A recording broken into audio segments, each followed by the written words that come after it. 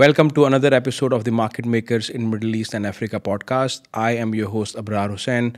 Today I speak to Dr. Shanila Laiju, Group Chief Executive Officer at Medcare Hospitals and Medical Centres. Dr. Shanila, welcome to the podcast. Thank you. Thank you so much. Dr. Shanila, very successful career, woman leader, and now you're leading a very successful medical and a hospital chain.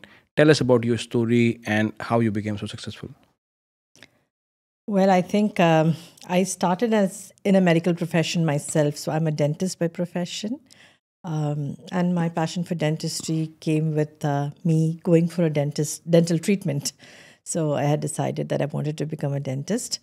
And I think I have practiced for a couple of years as a dentist. And uh, then I had my family away when I had my children. And I thought I need to take a break from dentistry because I wanted to, dedicate my full time as and play the mother role apart from the professional dentist that I was doing then.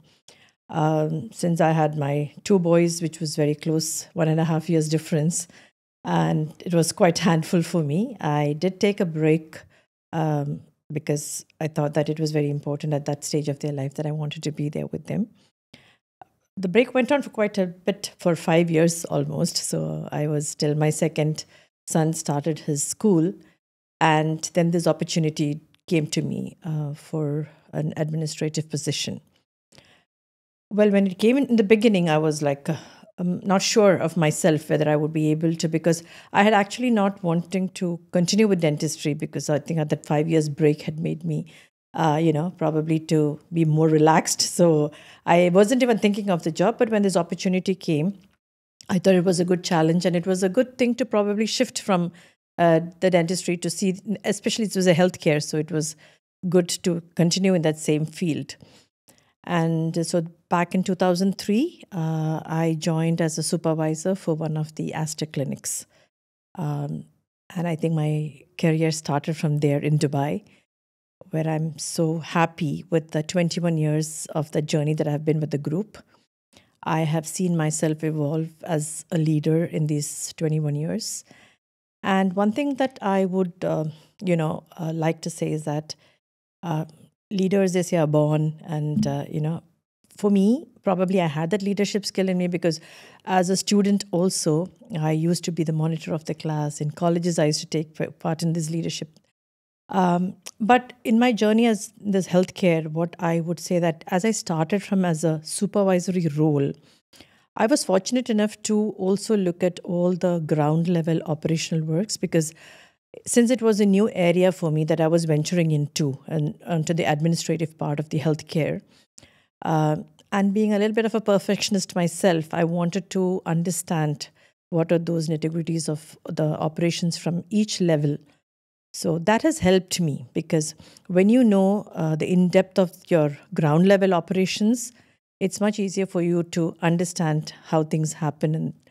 And I think, and then as I grew in my career, I was given the hospital administrator role, the COO, group COO, CEO, and here I am as the group CEO for the Medcare group, and very proud of my achievement and Medcare's growth as well.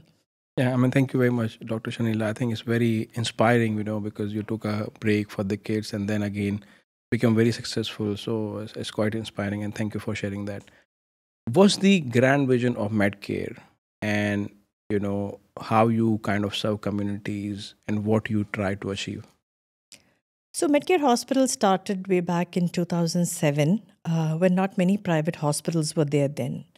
So when our chairman also came up with this idea of starting, so we had the Aster Hospital, but it was a premium segment we were looking at, starting. I think a lot of the people were not very clear about how this would go, being in Dubai and not many players. That time I think there were more of government hospitals. But I think our chairman always sees a vision that none of us see.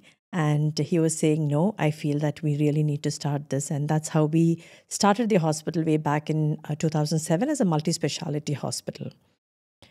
And from there, I think I always tell our chairman that he has the Midas touch. Whatever he touches turns into gold. So I think that was we entered at the right time, at the right location. So Jumeirah being one of those niche areas where most of the local population was there, we were able to attract the nationals, the Emiratis, and I think now it's one of those go-to spot for the Emirati population when you look at the Medcare brand. From there, we started evolving. We saw that we didn't start it as a very big hospital because, again, not knowing the fact how private sectors are going to go ahead in the market, we started as a 65-bedded small hospital. But then we saw that, we were getting busy. We were really doing amazingly well. And after 6 months, we found that, it has been a known brand. Not a brand as such, I would say, but it has become popular among the people around that locality. That's when we thought of expanding. And when we looked at expansion, we took those departments that were doing extremely well. And then we thought that why not build specialty hospitals rather than, again, duplicating a multi-speciality.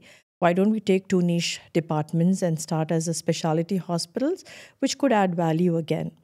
And that's how we pulled out the Medcare Orthopedic and Spine Hospital, which we started back in 2012. Mm-hmm. And in 2016, we started the Medcare Women and Children Hospital. I think that concept was not there in Dubai as a specialty hospital. So I think we came as the first specialized hospitals with these 2 coming up. And we saw that that has added a lot of value, even though multi-specialities and the specialty hospitals has their pros and cons. But when a person is coming specifically for like if I say, for example, an orthopedic hospital, now you have a lot of subspecialties there. So because we are only concentrating on one specialty, we make sure that we have doctors and clinicians who have all the subspecialties that we can cover in that department. Similarly for the women and children as well. So when you look at a pediatric, when you go to a hospital, you probably have 2 or 3 pediatricians or maybe a cardiac, but we have subspecialties in all the pediatric as well over there. And I think that gives you a better coverage for your patients who are coming. When we were starting the hospital, as in 2007, we also started opening up clinics.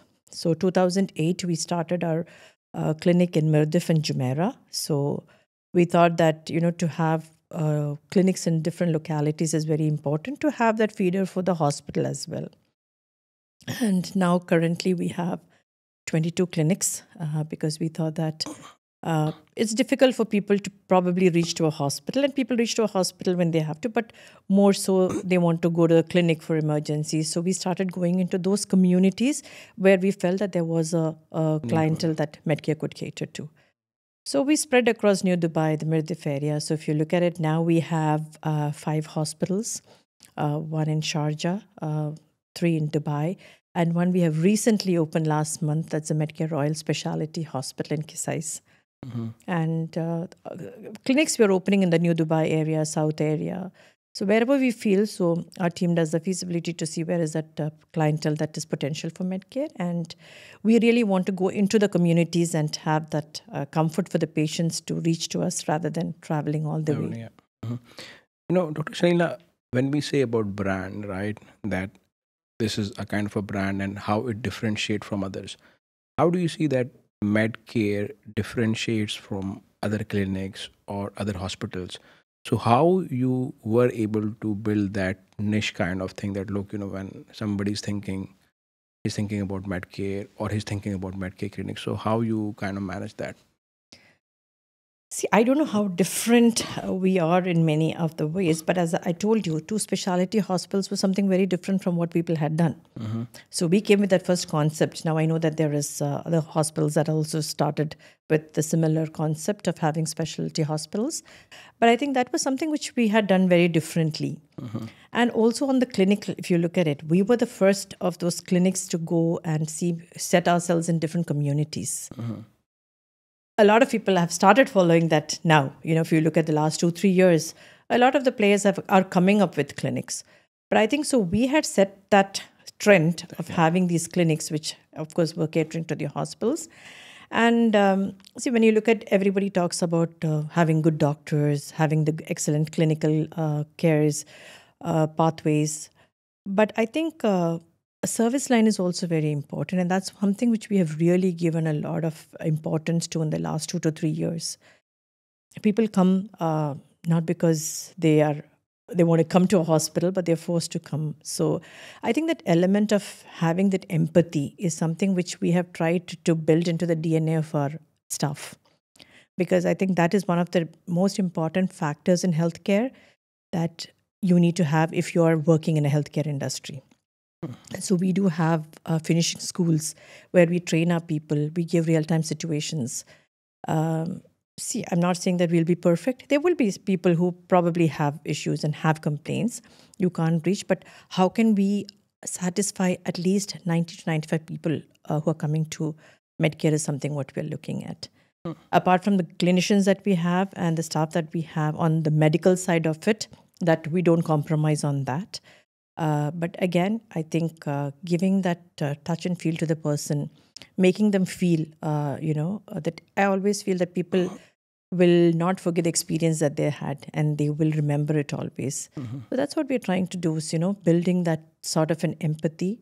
And, our brand promise is we'll treat you well.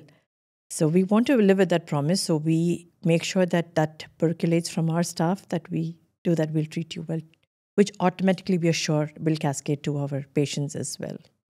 Perfect. I think this answers the question that you're closer to the patients in their communities and at the same time provide a kind of a very good service or you treat them well. Dr. Shanila, let's talk about the healthcare sector in general across the world. So, what trends do you see in the healthcare sector, both from the patient side and the technology side, and how those relate to the in UAE and the Middle East region? See, healthcare has started evolving in many ways when you look at it. And when you look at Dubai as such, there are a lot of people who have been traveling abroad for treatments. When you look at any complex or tertiary care of treatment that people want, the first thing that comes to their mind is go to UK, go to US. But I think slowly we're changing that trend of having that trust built in people because we're giving good clinical care. Outcomes are good. And I think that's very important to showcase the outcomes rather than just telling that we have the best of the hospitals and things. So I think over a period of time, we have seen that how the trust has built in people and how they're trying to have more of the cases being done here. And I must thank the Dubai Health Authority as well, who are promoting the medical tourism, and they also want to be a hub where they do not want people to travel from here to different parts of the world, but rather how can we be a center for people to come in here? And I think we are also looking at that, and we are also partnering with the DHA in this medical tourism because we want to also showcase things that why not do it here when somebody can do it in the US or the UK? So what is stopping us over here? We have beautiful infrastructure. And I think with the visionary leader, Sheikh Mohammed's leadership and the vision that he has seen, I think there is a lot of focus on healthcare. How do they want to grow? And having that support from the government has also helped us to see that we have established, like I told you, the new hospital that is coming up. We've started in last month. We want to make that as a medical tourist hub with all the super specialities, bringing in different doctors from across the world to make sure that people do not have to travel there, but rather have a service here. So I think there's a lot of changes that has happened. And then, of course, in the healthcare industry as well, when you talk about, everybody talks about the digitization, the AI that's coming in. So which has also helped in evolving this healthcare into, areas and places that probably didn't have that luxury of having healthcare earlier. So there's a lot of vast reach that we can do because of all these innovations that have come in. Yeah, and this brings me to my another questions, and I think you touched it based on it. Where do you see more growth? In last, I think, decade, we see a lot of growth. Medcare, Aster, and a lot of other brands who came, and there has been an exponential growth, specifically in UAE. Where do you see the future growth? Let's say for Medcare or for other healthcare and how do you see it across the region, KSA, other places? So what are those growth areas where you see, look, I think there is still room for growth here? There is still room for growth. Definitely, I would say that. So I had attended 2 weeks before the Dubai, there was an investment forum where they are saying that by 2030, 27, 28, 2030, there would be a shortage of 3,000 beds in the country. So which is very interesting to know because we think that with this limited population and a lot of players coming in, But there is a demand. There are people coming in. So I think what we have seen recent in the last maybe 1 year or so, a lot of people moving into Dubai, for investment, for settling down here. Dubai has showcased as a country that is a safe place to live, and which is one of the most important factors that most of the people, like if you look at, I was looking at the last 1 month, almost 76,000 millionaires have moved into Dubai and investing here. So that trust that the country has built for people to move from across the world, I think that is something which is, very, very different that we see. And on a GCC level, if you ask me, for Dubai, there is still a potential for growth. I think there's, as like I told you, if they want to become the medical tourist hub, we need to perform the complex tertiary cases that, for what people are going outside and establish it here. So there is a lot of room for that. Also, when we look at the population segment now, that is, we see that the aging population is increasing. So there is a requirement for establishing geriatric and rehab, which I still feel there is a potential in the country to grow. So looking at how the demographics have been changing, we also will need to see how we have to. Now, when you were asking about the Saudi, I think that's a huge market now everybody is going into to explore, because again, there is a lot of advancements that's happening on healthcare technology. So Saudi has opened up rather than earlier how it was difficult to enter into the Saudi market. I think now people want to go there as they see there is a huge potential. And again, if you compare the population segment in Saudi, it's like huge compared to what is in. So I think GCC as such, they are evolving in a lot of ways into making sure that, the best of the healthcare. And see, that is why you see a lot of providers coming into the market. So because there is a potential for growth, they see that there is a success story that can be built in this country. And I think that's the reason why a lot of the players, existing and new players, coming into the market. Yeah, and with this, I think growth and a lot of opportunities comes the part of challenge as well. So, in last 20 years when you operated here, what are the significant challenges that people like yourself or in the healthcare, has to overcome? Is it like getting the right talent or right people, or what are those? I think most of the healthcare facility would have faced, which I think is an international challenge, is the attrition level for your nursing. So with the COVID, I think that's what we have seen. Across the globe, there is a shortage for nurses. And one of those is the factors that we had faced. And now we are very lucky that we have a nursing college back in India. So we have a pipeline of nurses that are there ready to come in whenever we have that attrition.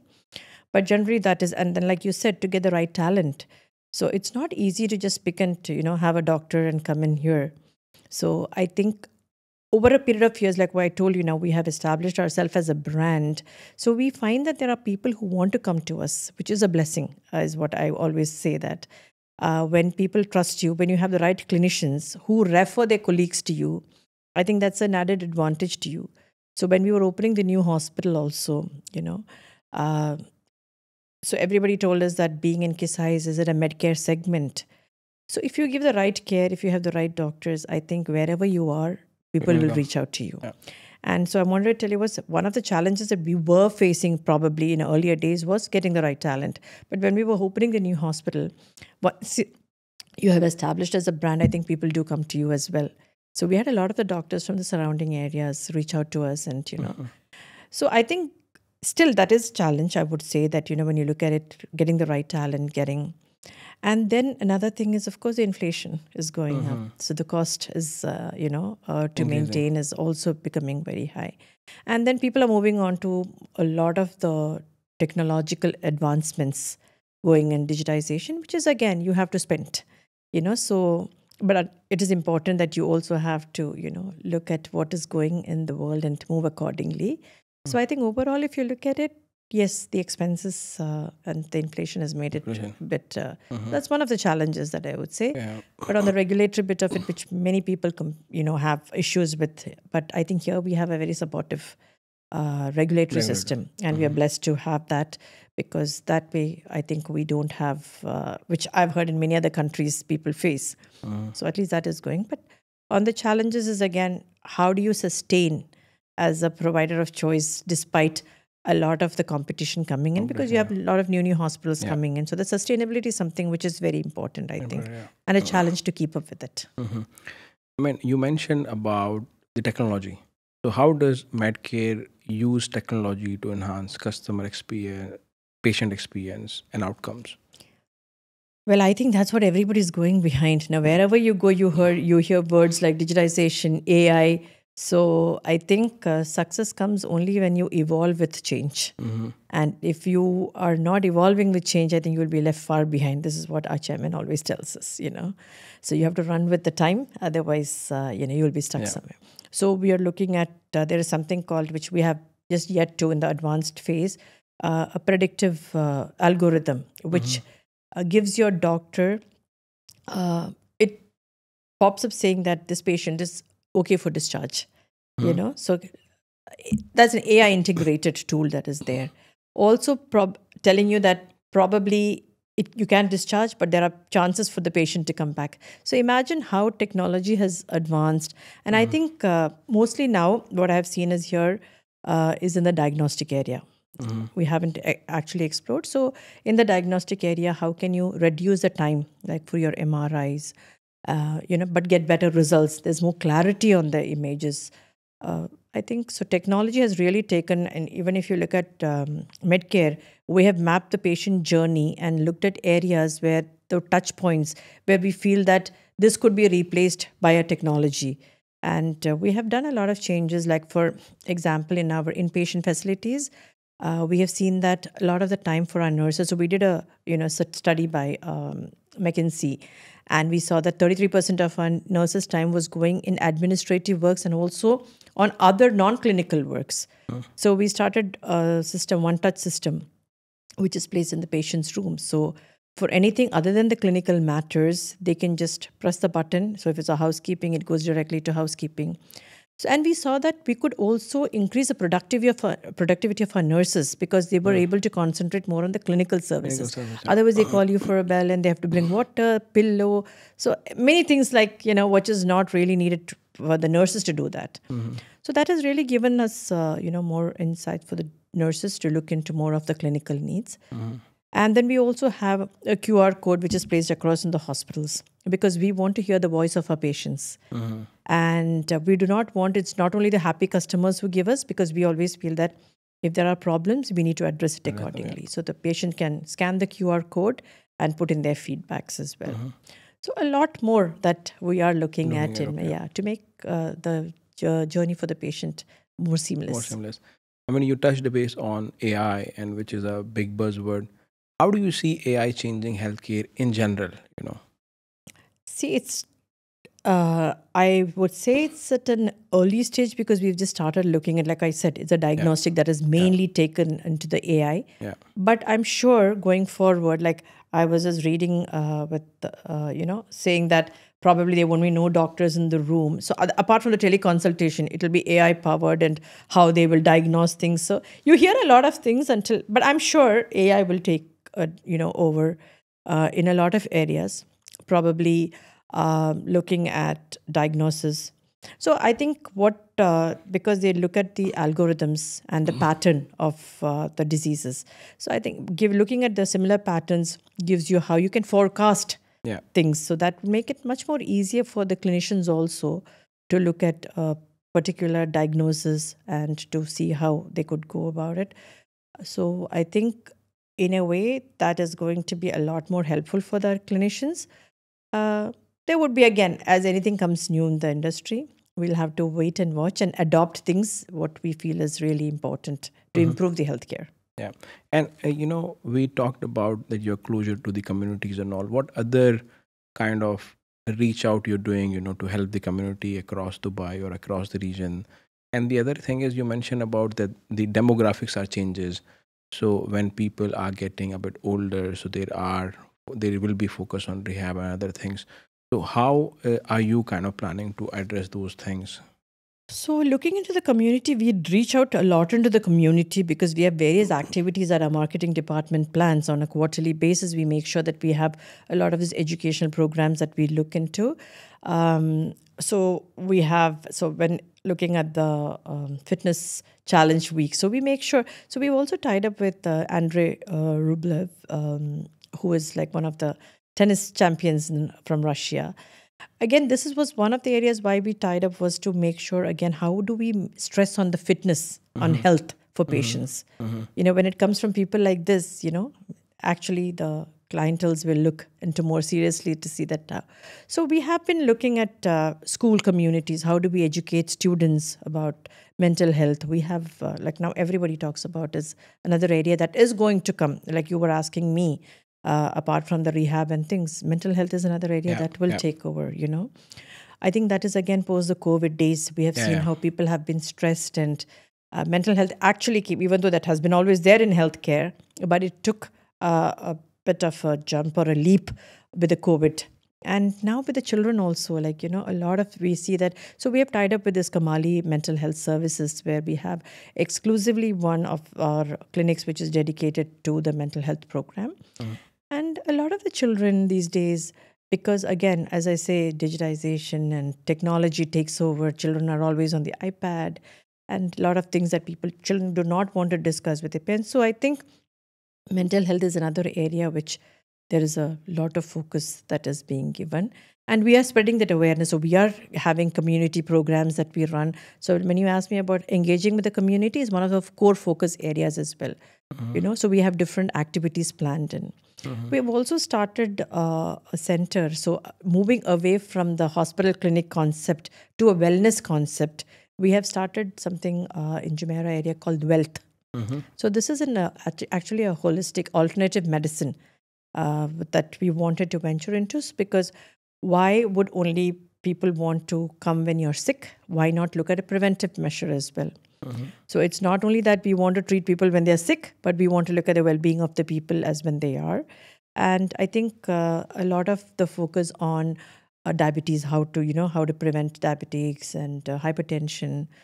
A lot of we organize this community gatherings where we have one of our doctors talk about all these programs. So I think we are really engaging a lot in the community to make sure that there is a lot of learning that we can give, and to make sure that people do take care of themselves.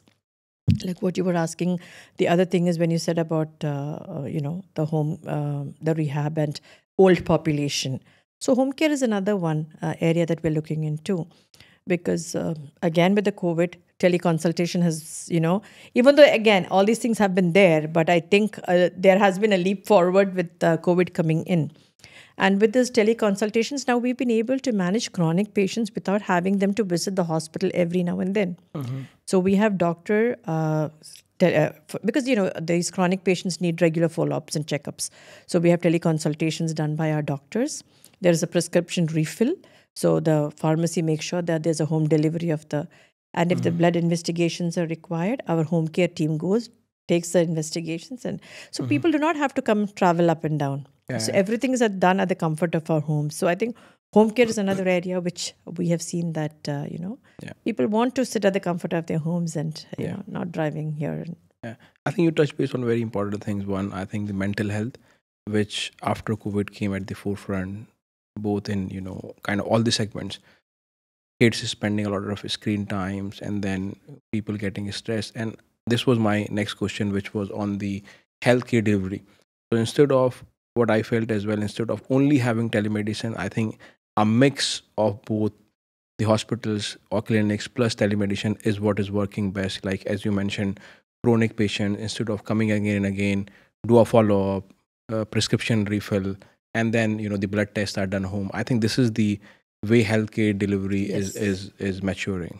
Because everybody wants to sit at home and do why until unless there is something, because these are a follow-up consultation with your doctor. So whether it's even if it's not a chronic condition, if it's just a follow-up, why travel all the way from there? So I think we are trying to see how we can ease the life of patients as well.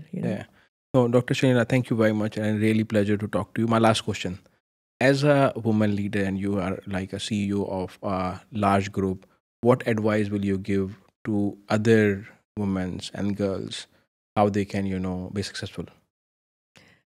Well, like what I told you, when the opportunity to join into an administrator came to me, I was confused, but then I think I took that bold step to see how I can probably look into something which I was not familiarized with. I think there's that first step how you take is everybody's a little reluctant. It's doubting themselves. That's what I say. I tell to at least my daughter when I talk to her, I said, believe in yourself, and believing in oneself is the most important thing. I don't think as gender wise that there is nothing that a woman cannot do, and we have seen them shining in different industries. So have that confidence to make sure that you believe in yourself and you don't step back thinking that, because I think a challenge is something which makes a person grow. If you're always in your comfort zone, you will always remain there until and you explore and you evolve with the changes. Success will not come. Success is not a shortcut that you can just achieve.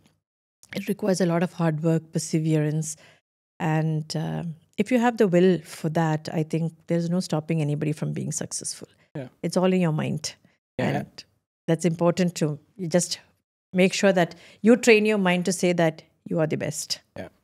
I think one thing I learned from you and a lot of other people I spoke, it's fine to take a break. It's fine if there is, a bit up and down. Yeah, in the because long see, term. earlier people used to think that, even to the extent that people didn't want to hire women because, the maternity and the children and all that will come. But I don't think there is. Yeah, it is okay to take a break. Exactly. Why Yes. not? Yeah, You need to have a break, but there is nothing stopping you from going back. Exactly. That's not the end of your journey. Yeah. So you can come back, you can recharge and come back more successful and more Exactly. powerful than before Exactly. as well, Yeah. This is what I have learned, it's like sometimes it's family, sometimes it's career. You have to balance, you have to prioritize according to the times. So when your children are small, so you probably want to prioritize them over work. Yeah. But then, you have to have that balance that you need to maintain. And again, only you can prioritize your life. Yes. And you know what is the best for you, know. Perfect. Dr. Shanila, thank you very much. Really pleasure to talk to you. And thank you very much for coming. Thank you. Thank you for having me here. Thank you so much. Thank you.